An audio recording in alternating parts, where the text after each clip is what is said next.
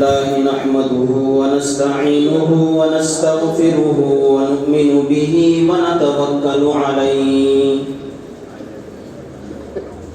ونعوذ بالله من شرور أنفسنا ومن سيئات أعمالنا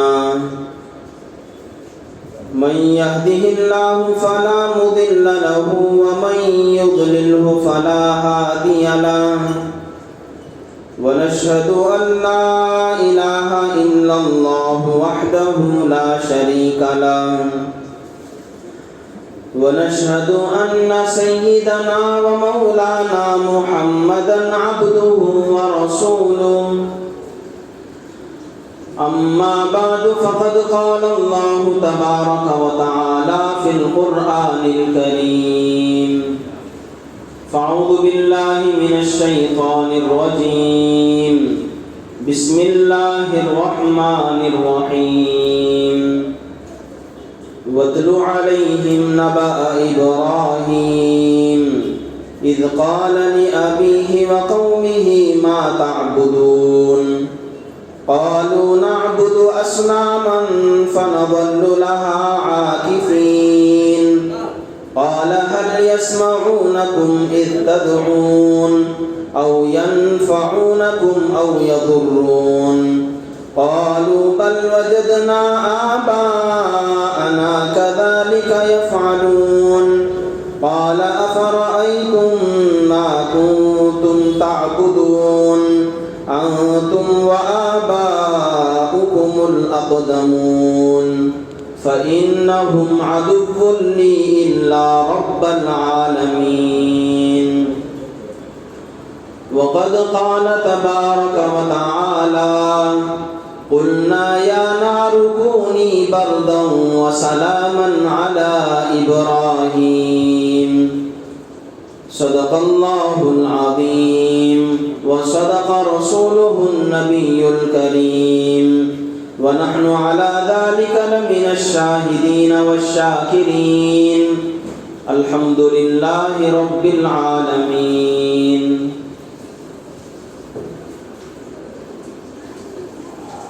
بزرگان محترم،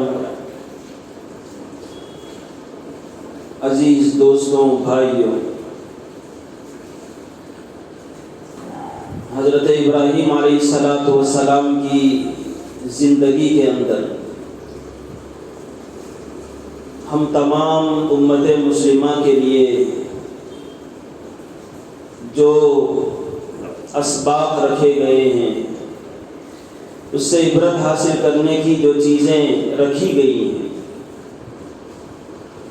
ان پر مختصراً روشنی ڈالی جا رہی تھی۔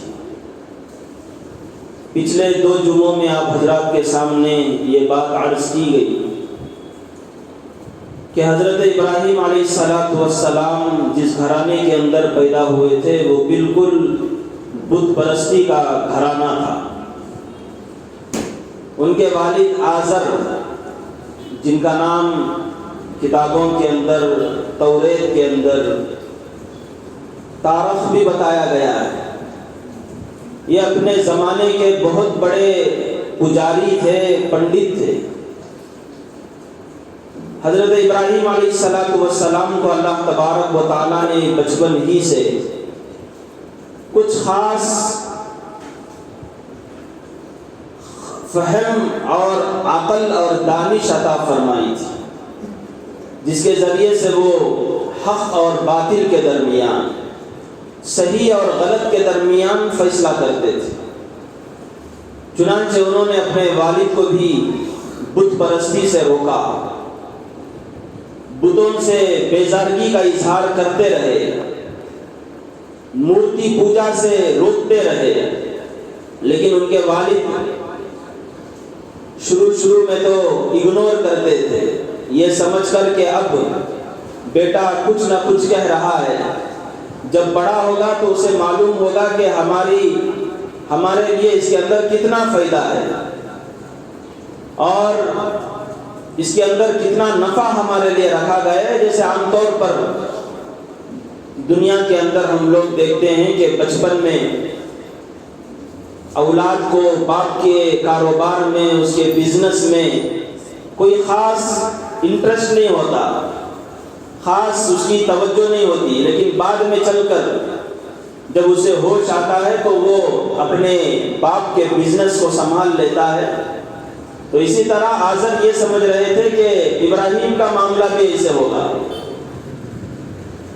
لیکن یہ نفع اور نقصان کا مسئلہ نہیں تھا، بلکہ کفر اور ایمان کا مسئلہ تھا۔ اللہ تبارک و تعالیٰ نے حضرت ابراہیم علیہ السلام کو جو رشد و ہدایت عطا فرمائی تھی، وَلَقَدْ آتَيْنَا إِبْرَاهِيمَ رُشْدَهُ مِنْ قَبْلُ، کہ ہم نے بہت پہلے ہی بچپن ہی کے اندر ابراہیم کے اندر رشد و ہدایت کو ودیعت فرما رکھا۔ تو اس طور پر حضرت ابراہیم علیہ السلام اپنے والد کو سمجھاتے رہے، لیکن وہ سمجھنے کے لیے تیار نہیں۔ دوسرا قوم کو بھی سمجھاتے رہے اور کئی طرح سے سمجھاتے رہے۔ والد کو جو سمجھایا، میں نے اس سے پہلے جمعہ کے اندر سورہ مریم کے اندر جو آیتیں ہیں اس کو تلاوت کر کے آپ حضرات کے سامنے سنایا تھا میں نے۔ اب قوم کو بھی حضرت ابراہیم علیہ السلام نے شروع میں بتایا۔ قرآن کہتا ہے، سورۃ الشعراء کے اندر ہے، اِذْ قَالَ لِأَبِيهِ وَقَوْمِهِ مَا تَعْبُدُونَ، کہ بھئی تم کن چیزوں کی عبادت کرتے ہو؟ تو وہ جو قوم ہے، یا پھر حضرت ابراہیم کے والد بھی اس کے اندر تھے، وہ کہتے تھے قَالُوا نَعْبُدُ أَصْنَامًا فَنَظَلُّ لَهَا عَاكِفِينَ، کہ ہم ان بتوں کی پوجا کرتے ہیں، ان مورتیوں کی پوجا کرتے ہیں اور دن بھر ان کے سامنے بیٹھے رہتے ہیں۔ اس پر حضرت ابراہیم علیہ السلام نے کہا، قرآن کہتا ہے هَلْ يَسْمَعُونَكُمْ إِذْ تَدْعُونَ، جب تم دعا کرتے ہو، ہاتھ پھیلاتے ہو، ان پتھروں کو کچھ سنائی دیتا ہے؟ أَيَنْفَعُونَكُمْ أَوْ يَنْفَعُونَكُمْ أَوْ يَضُرُّونَ، کیا یہ تم کو نفع پہنچا سکتے ہیں یا تم کو نقصان پہنچانے کی صلاحیت رکھتے ہیں؟ اس کے بعد فرمایا، ان کے پاس جب یہ کہنے کو کچھ نہیں تھا، قوم جانتی تھی، کفر و شرک کے اندر مبتلا لوگ جانتے تھے کہ ان پتھروں کے اندر کچھ رکھا ہوا نہیں، ان کے سامنے اگر کوئی چڑھاوا چڑھایا جائے اور پھل رکھے جائیں یا اور کوئی چیز رکھی جائے اور اس کے اوپر مکھیاں بنا رہی ہوں یا چوہے کھینچ کر لے کر جا رہے ہوں، تو ان کے اوپر چڑھاوا یا چڑھائی جانے والی چیزیں جو ہیں خود اس کھانے کی حفاظت یہ نہیں کر سکتے، یہ ہم کو کون سا نفع پہنچا سکتے ہیں، کون سا نقصان پہنچا سکتے ہیں؟ لیکن ان کے پاس سوائے ایک دلیل کے اور کوئی چیز دلیل کے طور پر نہیں تھی۔ وہ یہ کہنے لگے، بل وجدنا آباءنا کذالک یفعلون، ہم نے اپنے بزرگوں کو، اپنے آبا و اجداد کو اسی طرح کرتے دیکھا۔ یہاں رک کر ایک بات سمجھنے کی ہے کہ عام طور پر یہ بات کہی جاتی ہے کہ خود حضرت ابراہیم علیہ السلام کے قصے میں بھی یہ بات آئی، حضرت صالح علیہ السلام، حضرت ہود علیہ السلام جو قوم عاد اور قوم ثمود کے اندر بھیجے گئے، وہاں بھی یہی مسئلہ تھا۔ خود رسول اللہ صلی اللہ علیہ وسلم کے زمانے میں جب کفار مکہ کو، مشرکین مکہ کو بتایا جاتا کہ حق کیا ہے، باطل کیا ہے، بتوں کی حقیقت کیا ہے، تو وہ بھی یہی کرتے تھے کہ ہم نے اپنے باپ دادا کو اسی طرح کرتے دیکھا، ہم نے اپنے بزرگوں کو کرتے ہوئے دیکھا۔ اور آج بھی امت مسلمہ کے اندر، گھروں کے اندر ہمارے بہت سارے رسوم و رواج ہیں،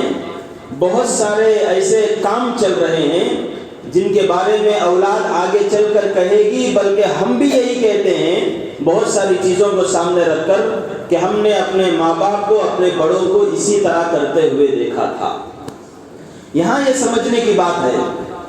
کہ جب بھی نسل آگے چلتی ہے تو وہ اپنے بڑوں کو دیکھ کر سیکھتی ہے۔ بیٹا ہے، بیٹی ہے، اپنے ماں باپ کو دیکھتے ہیں، اپنے خاندان کے بڑوں کو دیکھتے ہیں اور ان کے اندر کیا اعمال تھے، خواہ اچھے اعمال ہوں برے اعمال ہوں، آگے چل کر نسل اسی سے سیکھتی ہے اور آگے اسی طرح سلسلہ چلتا ہے۔ لیکن یہاں یاد رکھنے کی چیز یہ ہے کہ بزرگوں کا عمل یا اپنے بڑوں کا عمل، باپ دادا کا عمل یا خاندان کا عمل یا اس کا کوئی رسم و رواج اگر چل رہا ہو، تو جب تک اسلام کے اصول کے اعتبار سے،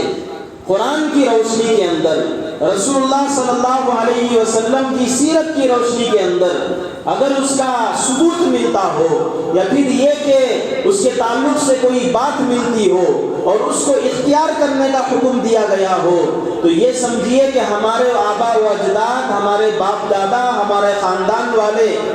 جو نسل بعد نسل کے ایک دوسرے کو دیکھ کر چل رہے ہیں، کام کر رہے ہیں، یہ عمل ٹھیک ہے۔ لیکن اگر قرآن اس کی تائید نہیں کرتا، حدیثوں کے اندر اس کے برخلاف باتیں لکھی ہوئی ہیں، صحابہ کے اندر ویسی کوئی بات نہیں ملتی تھی، یا خود رسول اللہ صلی اللہ علیہ وسلم نے ان باتوں سے روکا ہے، اور اسلام اور شریعت اسلام کے تعلق سے، اسلام اور شریعت کے اندر ایسے اصول بیان کیے گئے ہیں کہ گھروں کے اندر چلنے والے اعمال اگر اس کے خلاف ہوں تو ہمارے لیے یہ کہنا صحیح نہیں ہے کہ باپ دادا کو ہم نے یہی کرتا ہوا دیکھا تھا، اس لیے کہ ہمارے بڑے،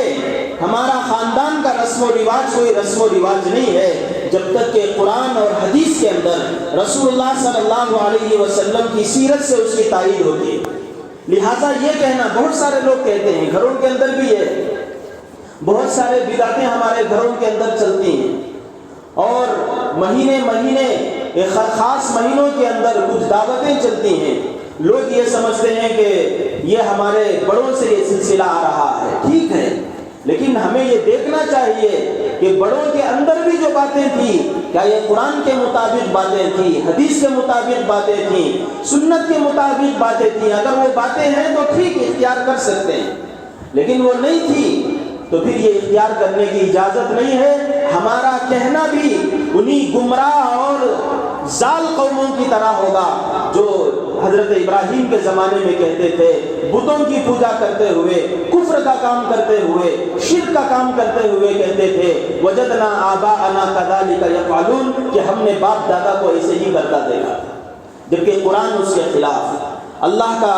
وقت کا نبی اس کے خلاف، اللہ کا قانون اس کے خلاف، اور ایمان کی جو حقیقتیں ہیں وہ اس کے خلاف۔ لہٰذا اس چیز کو سامنے رکھ کر اگر ہم اپنے گھروں کے رسم و رواج میں یہ حوالے دینے لگے کہ ہمارے باپ دادا کو ہم نے اسی طرح کرتے ہوئے دیکھا تھا، اور وہ چیز قرآن کے خلاف ہے، حدیث کے خلاف ہے، تو یہ چیز قابل قبول نہیں ہے۔ یہاں ہم لوگوں کو سمجھنے کی ضرورت ہے۔ تو حضرت ابراہیم علیہ السلام کے زمانے میں بھی لوگوں نے یہی کہا، وجدنا آباءنا کذالک یفعلون، کہ ہم نے اپنے باپ دادا کو بھی یہی کرتے ہوئے دیکھا۔ تو اس پر حضرت ابراہیم علیہ السلام نے کہا کہ تم یہ حوالہ دے رہے ہو کہ تم اپنے باپ دادا کو یہ کرتے ہوئے دیکھتے تھے، افرأیتم ما کنتم تعبدون، ٹھیک ہے وہ عبادت کرتے تھے، بھئی تمہیں عقل بھی ہے تو تم کس چیز کا عبادت کر رہے ہو، اور اسی طرح تمہارے باپ دادا کس چیز کی عبادت کر رہے تھے، ایسے پتھروں کی جو نہ نفع پہنچا سکتے ہیں نہ نقصان پہنچا سکتے ہیں۔ آپ حضرات کو ایک واقعہ سناؤں بتوں کے تعلق سے۔ ہمارے حضرت مولانا مفتی شعیب اللہ خان صاحب دامت برکاتہم فرماتے ہیں، یہ واقعہ حضرت ہی کے زبان سے سنا کہ ایک مرتبہ ایک جوڑا آیا گھر سے، یہ اسلام قبول کرنے کے لیے، جو پہلے غیروں کے مذہب پر تھے اور الگ ان کا ریلیجن تھا، بت پرستی کرتے تھے، مورتیوں کی ایسی پتھروں کی پوجا وغیرہ کرتے تھے، وہ اسلام قبول کرنے کے لیے آئے تھے۔ تو وہ اسلام قبول کرنے کے لیے آئے تو حضرت نے ان سے پوچھ لیا کہ کیا بات ہے، کیا وہ سبب بنا کہ آپ نے اپنے پرانے مذہب کو چھوڑ کر اسلام کو قبول کرنے کے لیے تیاری اختیار کر لی اور اسلام کو چن لیا؟ کیا ضرورت پڑی؟ ایسا ٹرننگ پوائنٹ کیا ہے کہ آپ نے اپنے پرانے مذہب اور ریلیجن کو چھوڑ کر نئے مذہب کو اختیار کر لیا؟ تو انہوں نے کہا کہ ہمارے اندر کوئی تبدیلی نہیں تھی، ہم بھی اپنے پوروجوں سے، باپ دادا سے جن کو ہم نے دیکھا کہ وہ فلاں پتھر کی پوجا کر رہے ہیں، فلاں پتھر کی پوجا کر رہے ہیں، یہ چیزیں دیکھ کر ہم بھی انہی کی بھی پوجا کرتے تھے۔ ایک مرتبہ یہ ہوا کہ ہم نے ایک نیا گھر بنایا۔ نئے گھر کو بنانے کے بعد جیسے ہمارے یہاں بھی ٹھنڈی کرتے ہیں نئے گھر کے افتتاح کے موقع پر، اسی طرح غیروں کے اندر بھی یہ طریقہ ہے کہ وہ خاص موقع پر گھروں کے اندر دعوت رکھتے ہیں۔ تو جب دعوت رکھے تھے تو باہر جو سامان ڈال دیا گیا تھا، نیا نیا گھر تعمیر ہوا تھا، تو باہر جو جلی پھینکی ہوئی تھی، جو بالو پھینکی ہوئی تھی، اسی کے اندر ایک پتھر بھی پھینکے ہوئے تھے۔ ایک پتھر تھا، اسے پھینک کر رکھے تھے، لیکن وہ پتھر دکھنے میں ذرا کلرفل تھا، یعنی عام پتھروں کی طرح نہیں تھا، ذرا لال، ہرا، نیلا، پیلا اس طرح کا ایک پتھر تھا۔ اسے بھی ہم نے باہر پھینک دیا تھا۔ تو ہمارے گھروں کے اندر جو مہمان آئے تھے، اس میں ہمارے ایک رشتے دار تھے، دوست، انہوں نے یہ کہا کہ یہ پتھر میں لے کر جانا چاہتا ہوں۔ تو باہر چونکہ پھینکی ہوئی چیز تھی، ٹھیک ہے بھی لے کر چلے جائیے، لے کر چلے گئے۔ یہ سلسلہ ختم ہوا ہے، یہ واقعہ بات ختم۔ بعد میں چند دن کے بعد، بلکہ چند سالوں کے بعد، اس گھر والوں کو ان گھرانے والوں کے پاس جانے کی ایسی ہی ضرورت پڑی۔ تو وہاں وہ لوگ ایک فخر کے طور پر لے کر گئے اور جا کر ایک مورتی کے سامنے کھڑا کرے، پتھر کی بنی ہوئی تھی، کہ آپ اس مورتی کو پہچانتے ہیں؟ تو انہوں نے کہا کہ نہیں، پتہ نہیں۔ تو اس وقت وہ دوست احباب کہنے لگے کہ تمہارے گھر کی ٹھنڈی کا جب موقع آیا تھا تو اس وقت باہر ایک پتھر پڑا ہوا ہے، اس پتھر کو ہم نے ایک سنگ تراش کو دے کر، پتھر بنانے والے کو دے کر ہم نے یہ مورتی بنائی اور ہم اس کی پوجا کر رہے ہیں۔ وہ جو صاحب ہیں جو پتھر دیے تھے، جن کے گھر میں ٹھنڈی ہوئی تھی اور پتھر باہر ڈال دیے تھے، اسی وقت ان کے دل پر چوٹ لگی۔ وجہ اس کی یہ تھی کہ وہ جو پتھر تھا سالوں تک پرانے گھر میں ان کے بیت الخلا کے اندر رکھا ہوا تھا، اور بچہ جب پیشاب کرتا یا بچے کے کپڑے میلے کپڑے ہوتے تھے اور پاخانہ وغیرہ ہوتا تھا، اس کو دھونے کے لیے اس پتھر کو استعمال کرتے تھے۔ اور بعد میں جب نیا گھر بن گیا، نئے گھر کے اندر اب ٹائلس لگ گئے یا اور چیزیں لگ گئیں، تو اس بیت الخلا کے اندر جو پڑا ہوا پتھر تھا اس کو انہوں نے باہر ڈال دیا تھا۔ یہ جو دوست احباب ان کے ساتھ آئے تھے، اس پتھر کو لے جا کر اسے تراش کر ایک مورتی بنا لیے تھے اور اس کی پوجا کرتے۔ تو وہ گھرانہ یہ کہتا ہے کہ جب ہم نے یہ دیکھا، اسی وقت ہمارے دل کے اندر ایک چوٹ پڑی کہ ہم کس کی عبادت کریں۔ بھئی یہ پتھر، ان کو حقیقت معلوم ہے، انہوں نے بتایا بھی نہیں کیا ہے لے کر، یہ واپس آ گئے اور پریشان رہے، اور یہ بھی سوچ رہے تھے کہ ہم جن پتھروں کی عبادت کر رہے ہیں پتہ نہیں یہ کہاں سے آئے ہوں گے، ان کا یہ کس جگہ پڑے ہوئے تھے، بعد میں بنا کر ہمارے سامنے رکھ دیا گیا۔ اس طرح ان کے دل کے اندر ایک تبدیلی آئی، انقلاب آیا۔ بعد میں وہ پڑھے لکھے لوگ تھے، دوسرے مذہبوں کے بارے میں بھی پڑھنے لگے۔ اسی طرح انہوں نے اسلام کا بھی مطالعہ کیا کہ اسلام کیسا مذہب ہے، کس کی عبادت کرنے کے لیے اسلام کہتا ہے۔ بعد میں چل کر انہوں نے اسلام کو قبول کیا۔ اس طرح ہوتی ہے بت پرستی، اس طرح ہوتی ہے پوجا پاٹ، کہ جس میں پتھروں کی چیزیں رکھی رہتی ہیں اور لوگ ان کی پوجا کرتے رہتے ہیں۔ خیر، تو حضرت ابراہیم علیہ السلام کے زمانے میں بھی یہ چیز آئی، تو آپ لوگوں کو بتاتے رہے، ان کے ہدایت کا سامان لوگوں کے سامنے رکھتے رہے، لیکن لوگ ماننے کے لیے تیار نہیں۔ حضرت ابراہیم علیہ السلام کی بات خاندان میں بھی پھیل گئی تھی، ان کی قوم میں بھی پھیل گئی تھی، اور اس پر اور لوگوں کے سامنے کئی مرتبہ بحث مباحثہ ہو گیا تھا، اور وہ بار بار کہتے تھے کہ بھئی یہ پتھر کیا نفع پہنچا سکتے ہیں، کیا نقصان پہنچا سکتے ہیں۔ یہ جب چیزیں ہونے لگی، اس کے بعد ایک وقت آیا، حضرت ابراہیم علیہ السلام نے سوچا کہ میں نے اپنی بات اپنے خاندان والوں میں بھی پھیلا دی ہے، اپنے قوم میں بھی پھیلا دی ہے، لیکن میں ایک حجت کو پورا کرنے کے لیے، چونکہ وقت کے پیغمبر، وقت کے نبی تھے، صرف ایک صرف قوم کے مخصوص لوگ ان کے مقابل میں نہیں تھے، پوری امت تھی اس زمانے کی۔ تو حضرت ابراہیم علیہ السلام نے سوچا کہ میں جو حق کی بات کہہ رہا ہوں، اس حق کی بات کو مجھے بڑے پیمانے پر پھیلانا چاہیے، اور بادشاہ تک بھی میری بات پہنچنی چاہیے۔ اس پر حضرت ابراہیم علیہ السلام سوچنے لگے کہ کیا کروں۔ اسی کے بعد وہ واقعہ ہوا تھا کہ ایک میلہ ہونے والا تھا حضرت ابراہیم کے زمانے میں کہ جس میں سب لوگ اس میلے کے اندر شریک ہوتے تھے. حضرت ابراہیم علیہ السلام کو دعوت دی گئی. چلو ان کے دوست احباب آئے اور آ کر کہنے لگے چلو میلے کو جاتے ہیں, گھومتے ہیں, ناچتے ہیں, یہ کریں گے وہ کریں گے. لیکن انہوں نے بیماری کا عذر کیا اور کہا کہ مجھے ایک طرح کا ڈپریشن ہے, ایک طرح کا بوجھ میرے اوپر ہے, ایک طرح مجھے لگ رہی ہے کہ میں بیمار ہو گیا ہوں. یہ اصل میں جسمانی بیماری نہیں تھی. لوگوں کے کرتوتوں کو دیکھ کر, لوگوں کے اعمال کو دیکھ کر, خاندان کے لوگوں کو دیکھ کر ایک طرح سے وہ بوجھل ہو گئی تھی ان کی طبیعت اور بیمار سی لگنے لگی تھی. انہوں نے یہ عذر کر دیا. سب لوگ جب میلے کو چلے گئے تو انہیں ضرورت تھی, وہ چاہتے تھے کہ میں اپنی بات کو حضرت اس وقت کے بادشاہ تک بھی پہنچاؤں. لوگوں کو پہنچا دیا تھا, بادشاہ تک پہنچانا تھا. اس لیے انہوں نے سوچا کہ مجھے ایک بڑا آپریشن کرنے کی ضرورت ہے, مجھے ایک بڑے پیمانے پر کچھ کام کرنے کی ضرورت ہے. چنانچہ سب گئے تو چونکہ ان کے گھر کے اندر بہت بڑا, گھر کے قریب ہی بہت بڑا ایک مندر تھا, بہت بڑا بت خانہ تھا, کئی سارے بت رکھے ہوئے تھے. وہاں گئے اور کلہاڑی سے چھوٹے چھوٹے جتنے بت تھے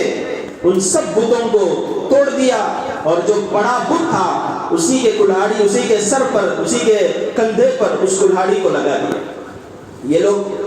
پھر رات میں جب واپس آئے, ان کا طور طریقہ قوم کا یہ تھا کہ واپس آنے کے بعد اس مندر کو آتے تھے. مندر کو آنے کے بعد وہاں کچھ پوجا پاٹ کر کے پھر گھر کو لوٹتے تھے. یہ ان کا طریقہ تھا. تو بادشاہ پہلے آتا تھا. بادشاہ کے آنے سے پہلے ہی جو مخصوص پنڈت ہیں وہ یہاں آئے, پجاری آئے. آ کر جب دیکھتے ہیں تو سب بت ٹوٹ پڑے. ایک ہی بت ہے جس کے کندھے پر کلہاڑی رکھی ہوئی ہے. حضرت ابراہیم علیہ السلام کے بارے میں لوگ سن چکے تھے. بادشاہ کے سامنے انہوں نے کہا کہ ایک نوجوان ہے یقال لہ ابراہیم, ابراہیم نام کا. ہم نے اس نوجوان کو سنا کہ وہ ہمارے بتوں کے بارے میں برا بھلا کہتا ہے اور ہمارے بتوں کے بارے میں کہتا ہے کہ یہ کچھ نفع نہیں پہنچا سکتے, کیوں ان کے پیچھے عبادت کر رہے ہو. انہوں نے کہا کہ ہو سکتا ہے کہ اسی کا یہ کام ہے.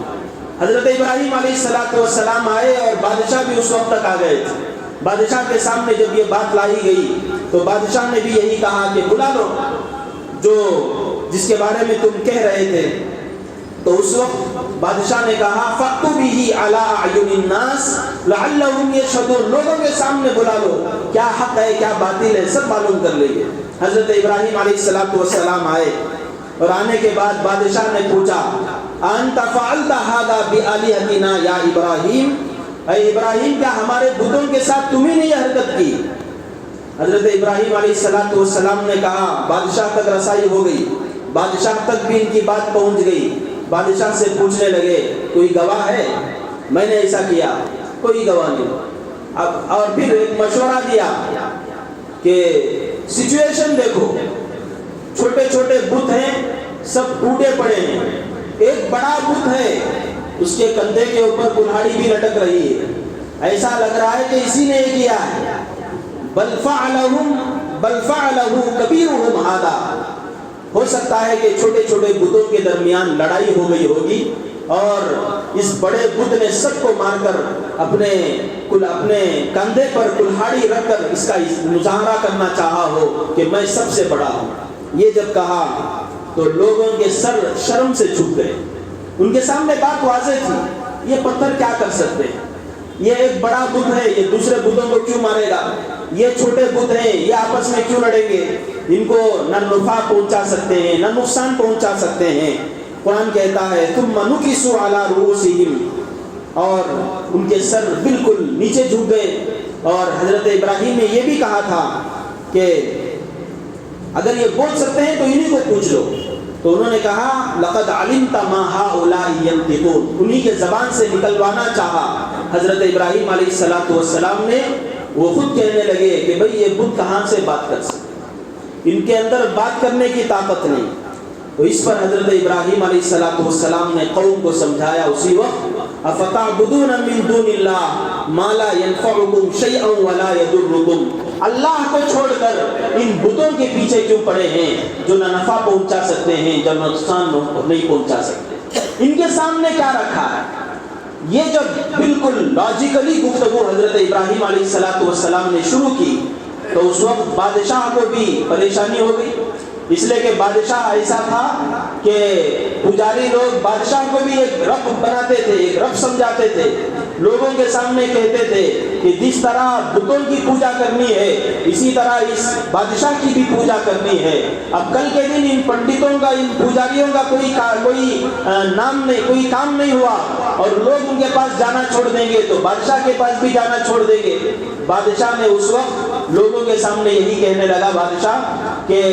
دیکھو تمہارے معبودوں کے ساتھ اس نے کیا کیا ہے، اور لاجیکلی سوچنے انہیں نہیں دیا بلکہ ان کے سامنے ایک ایموشنل تقریر کرنے لگا بادشاہ، ان کے جذبات کو چھیڑنے لگ گیا اور یہ کہنے لگا کہ ان سب چیزوں کو چھوڑ دو، ہمارا جو بڑا معبود ہے یعنی آگ، اس کے حوالے کر دیتے ہیں ابراہیم، ایک آگ جلاتے ہیں اور حضرت ابراہیم کو اس کے اندر پھینک دیتے ہیں، یہ اس نے کیا۔ تو اس کے بعد لوگ آگ کو بھی جمع کرنا شروع کر دیے، لوگ ایک طرف سے لکڑیاں لا رہے ہیں اور ان زمانے کے پنڈتوں کو، پجاریوں کو بادشاہ نے کہہ دیا تھا کہ